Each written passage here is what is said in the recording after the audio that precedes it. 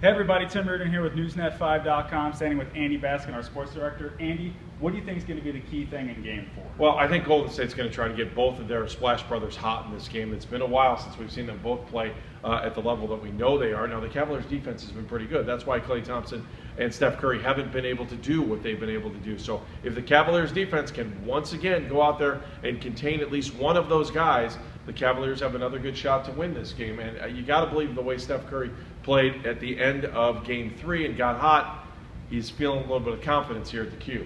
Definitely two strong players for them. Who do you think will be the key player in Game 4? Well, for the Cavaliers, besides the Golden State guys that I just talked about, the key players for the Cavaliers, I believe LeBron James will do what he needs to do. I think Delly will do what he needs to do. If Delly can get you to 15 points, 10 to 15 points, they'll be okay. If LeBron can get to 35 points, which is still asking a lot. I mean, we're kind of expecting it for a guy that has been averaging 40 points per game in the NBA Finals. I mean, it's historic numbers. So how do you relieve the pressure? J.R. Smith has got to get active in the offense, and you can see the progression throughout the games that he has been getting a little bit more active.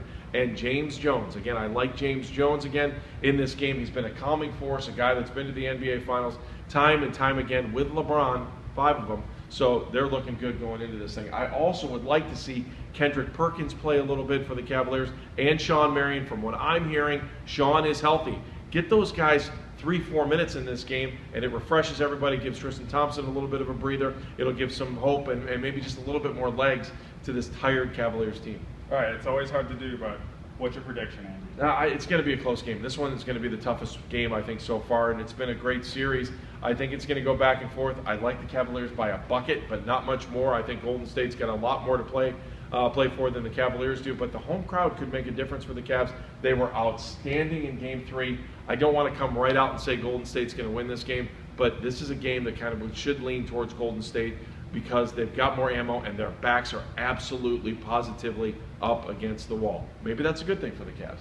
Gotcha. So how can people watch this game tomorrow? Well, clearly it's on, we've got our special, which will air at 7:30 on News Channel 5. We'll be all over the place. We'll be, Harry Buffalo will be at the Q. I'll be over there. And then, of course, we'll be here on the desk. Mike Cairns will have you covered from right here. Plus, I'll also have Brad Sellers with me. Brian Windhorst will join me over at the Q. Plus, we've been able to bring over a couple players after the game as well. So then you stick around for Jimmy Kimmel for an hour, and then we go back into programming. You'll get the Cavaliers and the Golden State Warriors Game 4 of the NBA Finals, and immediately following that, our post-game report, which has been outstanding for the first couple games of this series.